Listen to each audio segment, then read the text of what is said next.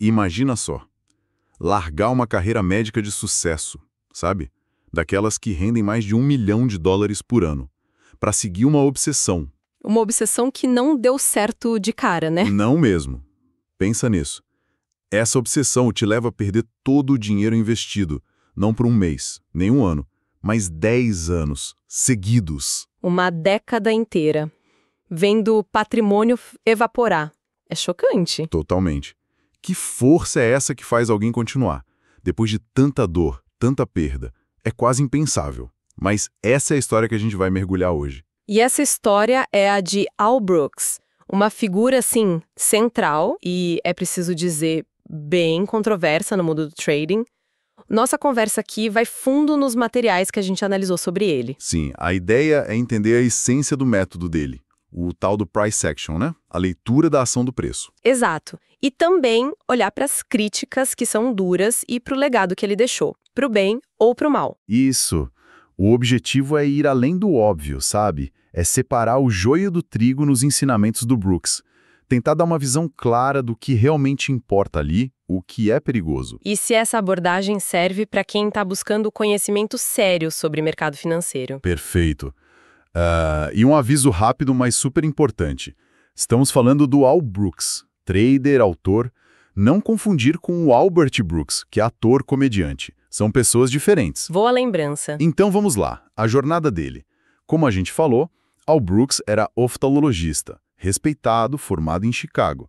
Tinha uma clínica gigante, 17 funcionários. Faturando mais de $1 milhão por ano já nos anos 80, uma grana considerável. Exato, mas ele sentia aquele incômodo, sabe? Aquela sensação de não tô no lugar certo. A vontade de ir para o mercado financeiro já existia. Mas faltava um empurrãozinho. E o gatilho foi pessoal. O nascimento das filhas. Primeiro uma e, 1 ano e pouco depois, gêmeas idênticas. 3 crianças pequenas em casa. Nossa, imagina a mudança de rotina. Total. E aí ele buscou a flexibilidade de trabalhar em casa. Decidiu ir para o mercado. E aí que a coisa complica de verdade. Começa o que ele chama de década sombria. 10 anos seguidos de perdas no mercado. 10 anos é muito tempo para perder dinheiro. Demais. E o próprio Brooks culpa o quê? Primeiro, depender demais de indicadores técnicos, aqueles bem complicados. E segundo, ele fala muito da influência de mentores, consultores. Que ele descreve como... Olha, ele usa palavras fortes, desonestos, mentirosos, até golpistas da época. Ele sentia uma frustração muito grande por não achar fontes de aprendizado que fossem, assim, honestas, confiáveis. Essa frustração toda acabou sendo o motor da virada, né? Ele tomou uma decisão radical, jogar fora todos os indicadores, sem exceção, e focar só naquilo que o mercado mostrava ali, na cara, a ação do preço no gráfico, o price action. A conclusão dele é simples, mas forte. A informação já está toda ali, no gráfico. Isso. Para ele, os indicadores eram só ecos atrasados do preço. Acabavam mais confundindo do que ajudando. Interessante como essa experiência dura moldou não só o método, mas ele mesmo, né? Totalmente. Ele não se vende como um gênio, um guru infalível. Pelo contrário, ele se vê como um sobrevivente teimoso. Alguém que apanhou muito do mercado. Exato. Apanhou por 10 anos e mesmo assim achou um jeito. Essa narrativa conecta muito com quem está começando e passando perrengue, sabe? Faz sentido. Ele também fala das origens humildes, né? Sim, ele conecta essa persistência a isso. Diz que cresceu pobre, que não tinha chuveiro em casa até o ensino médio, usava roupa de segunda mão. Esse ódio à pobreza, como ele chama, foi um motor para não desistir. Talvez essa capacidade de aguentar a dor seja uma vantagem no trading, no fim das contas. Pode ser. Uma resiliência fora do comum. E como funciona, então, essa leitura do price action na visão dele? A filosofia base é bem interessante. Ele vê o gráfico como uma linguagem. Cada movimento, cada barra, está contando uma história ali da batalha entre compradores e vendedores. E o ponto de partida? É identificar o estado atual do mercado. Segundo ele, o mercado está sempre em uma de duas condições. ou tá em tendência. Que pode ser forte e direcional ou mais fraca, tipo dentro de um canal. Isso. Ou então tá consolidado, andando de lado, numa faixa de negociação. O famoso trading range. Entender em qual modo o mercado tá naquele momento é o primeiro passo. Essencial. E ele vai no detalhe, né? A análise barra a barra. Exatamente. Cada candle, cada período ali no gráfico é interpretado como um resultado parcial dessa votação constante entre quem compra e quem vende. E tem aquela ideia do fractal, né? Que os padrões se repetem. Sim, isso é bem central no método dele. Ele afirma que as mesmas formações, a mesma lógica de compra e venda, aparecem em diferentes escalas de tempo. Tanto num gráfico de minutos quanto num semanal. Exatamente. E também em diferentes mercados. Seja no índice mini, que é super negociado lá fora, seja no Forex, nas moedas ou em commodities. Isso torna a abordagem meio universal, então. Em teoria, sim, serve tanto para o scalper, que busca lucros rápidos em movimentos curtos, quanto para o swing trader, que quer pegar movimentos maiores, de dias ou semanas. E a probabilidade? Como entrar nisso? Porque ele bate muito na tecla de que certeza não existe no mercado. Exato. Ele encara o trading como um jogo de probabilidade e diz que, olha, você raramente vai ter mais de 60% de chance de acertar ou menos de 40% de errar. O mercado está sempre buscando um equilíbrio. Então a chave é diferenciar os tipos de oportunidade? Isso. Ele distingue bem entre duas coisas. Os setups de alta probabilidade, que são aquelas configurações gráficas com mais chance de dar certo. Ele gosta dos breakouts, as rupturas, né? Sim, ele cita esses como favoritos nesse sentido. E do outro lado, tem os setups com boa relação risco-retorno. Tipo tentar pegar reversões. Que talvez erre mais, mas quando acerta, paga bem. Perfeito. A taxa de acerto pode ser menor, mas o lucro potencial compensa o risco inicial. O trader precisa escolher que tipo de jogo ele quer jogar, entende? Entendi. Não é só achar o padrão, é entender a probabilidade e o potencial de ganho e perda. E quais seriam outros padrões-chave que ele menciona? Bom, além dos breakouts, ele fala muito dos measured moves, os movimentos medidos. Aquela ideia de que depois de uma pernada e uma correção, o mercado tende a fazer outra pernada de tamanho parecido. Canais e cunhas também são importantes. Cruciais. Ajudam a mapear as tendências, identificar onde o preço pode cansar ou retomar o movimento. E ele fala também das final flags, as bandeiras finais. Que sinalizam o quê? Pequenas consolidações que podem aparecer no fim de um movimento, talvez indicando uma reversão próxima. Os críticos dizem que a organização disso nos livros é meio confusa. Mas a ideia é dar um vocabulário para ler o gráfico. Exatamente. Um léxico para entender aquela linguagem do mercado. Ok, então tem a leitura do gráfico, a gestão das probabilidades, mas e o fator humano? A parte emocional que derruba tanta gente. Ele dá muita atenção para isso, reconhece que lidar com medo, ganância e, principalmente, a impaciência talvez seja o maior desafio de todos. Paciência é artigo de luxo, né? Especialmente para quem está começando ou é mais jovem, ele diz. E aí ele sugere algumas estratégias mentais e práticas para tentar neutralizar um pouco essas emoções. Tipo aquela história do Walmart Trade que você mencionou antes. Sim, é uma analogia famosa dele. A ideia é combater a ansiedade, sabe? Aquela vontade de ficar mexendo na operação o tempo todo. Microgerenciar, né? Isso. Então, você acha um bom setup, define seu stop loss, onde você aceita a perda se der errado, e um alvo de lucro realista. Ele sugere, 2 vezes o risco. Coloca as ordens e... E sai da frente da tela. Literalmente. Vai dar uma volta, vai no mercado, no Walmart. A lógica é, se afastando, você evita que a emoção do momento te faça sabotar a estratégia. Mesmo que a estratégia só acerte 40% das vezes? Exato. Se os banhos forem o dobro das perdas, a conta fecha no longo prazo. É um jeito de forçar a disciplina, de deixar o plano rodar sem interferência emocional. Interessante. Uma dica simples com um fundo psicológico bem forte. E isso conecta com outra regra dele, a do não me importo. Conecta totalmente.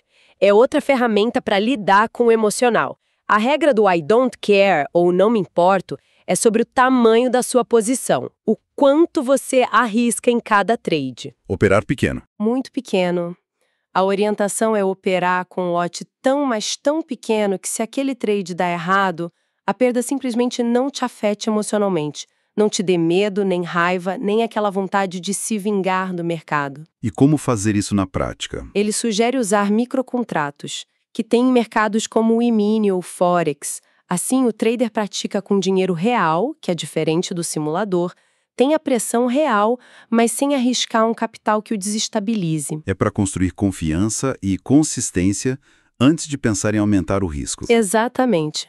Porque no fim do dia, a competição no mercado é lógica, não é emocional. É máquina contra máquina, algoritmo contra gente pensando logicamente. Precisamente.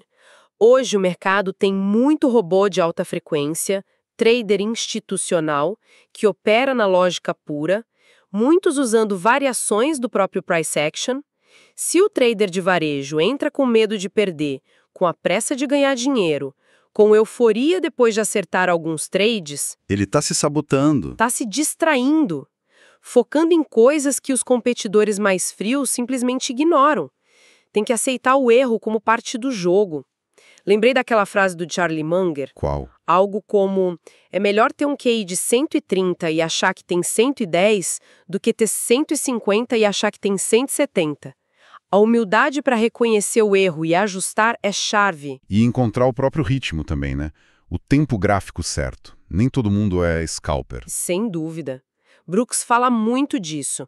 Achar o time frame que combina com a sua personalidade, com o seu tempo disponível, é fundamental. Gráfico diário, de hora em hora, 15 minutos, 5 minutos. Não tem o melhor para cada um. Exato. Ele argumenta que não precisa ser gênio para ter sucesso. Uma inteligência mediana já basta, se combinada com a abordagem certa, muita paciência e o tempo gráfico adequado para você. Não adianta querer ser piloto de Fórmula 1 se você se sente mais confortável dirigindo um carro normal na estrada. Agora, a gente tem que falar do lado polêmico. O Al Brooks é influente, mas também muito criticado. Qual é o elefante na sala quando se fala dele? Olha, são principalmente 2 pontos que sempre vêm à tona. O primeiro, e talvez o que mais pega, é a falta de um histórico de operações auditado, público. Ele não prova que ganha dinheiro no mercado. Diferente de outros traders ou educadores que mostram resultados verificados, o Brooks não apresenta essas provas concretas da própria lucratividade. E isso, claro, alimenta a desconfiança. Surgem acusações de que ele seria um charlatão, que vive de vender curso e livro e não de operar. Ele nunca rebateu isso com números que eu saiba. Entendi. E a outra crítica comum, mesmo de quem admira o conteúdo dele? É o estilo de escrita dos livros. É quase um consenso. São descritos como densos, prolixos, sabe? Muito texto, às vezes desestruturado, difícil de ler e absorver. Exige muita releitura. Muita. Quase todo mundo concorda que o curso em vídeo dele é bem melhor para aprender. Você vê ele explicando no gráfico, fica mais visual, mais fácil de entender. Mas tem uma crítica técnica sobre a estratégia mesmo, que parece bem mais séria, principalmente para o trader pessoa física. Qual é? Sim, e essa é a crítica mais perigosa em termos de risco. É a recomendação que ele faz em certas situações de aumentar a posição em trades que estão perdendo. O famoso preço médio contra a sua posição inicial. O averaging down. Exatamente.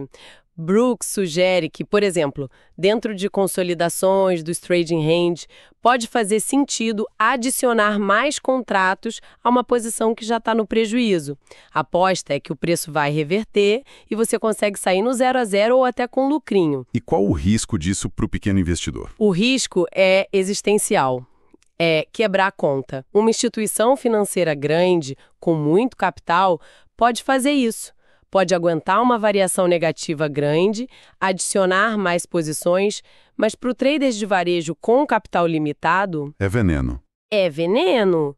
Os críticos batem muito nisso. Sim, o preço pode reverter muitas vezes dentro de uma consolidação, mas naquela vez que ele não reverte e rompe com força contra a sua posição que você já aumentou, A perda pode ser catastrófica. pode te tirar do jogo, aniquilar meses, talvez anos de ganhos. é um ponto que exige, assim, um alerta máximo.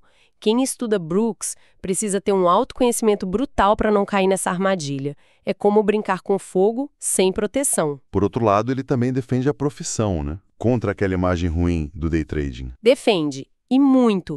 Ele combate aquela visão comum de que day trading é só jogatina, vício, coisas de quem vai perder dinheiro. Ele vê como uma profissão legítima. Sim, argumenta que é uma profissão honesta e que os day traders têm uma função importante: dar liquidez para o mercado. Isso ajuda a diminuir os spreads, a diferença entre preço de compra e venda, e até dificulta manipulações. E ele critica aqueles estudos que dizem que quase todo mundo perde. Critica. Como aquele famoso da FGV aqui no Brasil que falou em mais de 95% de perdedores. Brooks diz que esses estudos misturam tudo: o profissional sério, dedicado, com o amador, o curioso que entra sem preparo nenhum. Ele demonstra ter orgulho da profissão de trader. Então, colocando tudo na balança, críticas válidas, alertas importantes, qual é o saldo final? O legado do Al Brooks. Olha, mesmo com as polêmicas, o impacto dele é inegável. Ele é chamado de pioneiro, às vezes até de lenda viva do price action. A influência dele é tão grande que muitos conceitos que ele popularizou hoje são usados por traders que nem sabem de onde veio. Ele ajudou a democratizar esse conhecimento. Com certeza. Antes, essa análise mais pura do preço era coisa mais restrita ao ambiente profissional. E ele também disponibilizou muito material de graça no blog e no YouTube. Isso reforça a intenção declarada dele de ensinar. Motivada pela dificuldade que ele mesmo teve no começo, né? Exato. E pela satisfação intelectual de decifrar o mercado, ele diz, mais do que pela fama ou pelo dinheiro em si. Então, para resumir, temos uma figura complexa. O médico que vira trader, passa uma década perdendo, cria um método super detalhado, resiliente. Mas, ao mesmo tempo, é o educador que não mostra os próprios resultados e que ensina técnicas que podem ser, francamente, muito arriscadas para o público principal dele, que é o trader de varejo. É uma síntese perfeita. O que fica claro dos materiais é que o trabalho do Al Brooks oferece principalmente um arcabouço de lógica de mercado. Uma forma estruturada de pensar sobre como e por que os preços se movem, baseada em probabilidades, na leitura direta do gráfico. Não é, e ele mesmo parece concordar, uma receita de bolo. Não é garantia de lucro fácil. O sucesso vai depender de outros fatores. Muitos outros. Adaptação pessoal, disciplina quase militar, uma gestão de risco muito, muito conservadora e, não dá para não repetir, anos de estudo dedicado e prática intensa. Muita tela. E isso deixa a gente com uma questão final para pensar, né? Nesse mundo do trading, cheio de incerteza, cheio de gurus, o que pesa mais? A prova concreta de um histórico de lucro auditado, ou a profundidade, a lógica de um sistema educacional completo? É uma ótima pergunta. E tem a outra questão, daquela técnica perigosa de aumentar a posição perdedora. Onde acaba a responsabilidade de quem ensina, de filtrar o que passa adiante? E onde começa a responsabilidade de quem aprende, de ter o discernimento, a autocrítica, para não aplicar cegamente um conselho que pode levar à ruína? Exato. Talvez a maior lição da jornada do Brooks não esteja só nos padrões gráficos, mas nessa relação complicada entre conhecimento, risco e a nossa própria responsabilidade.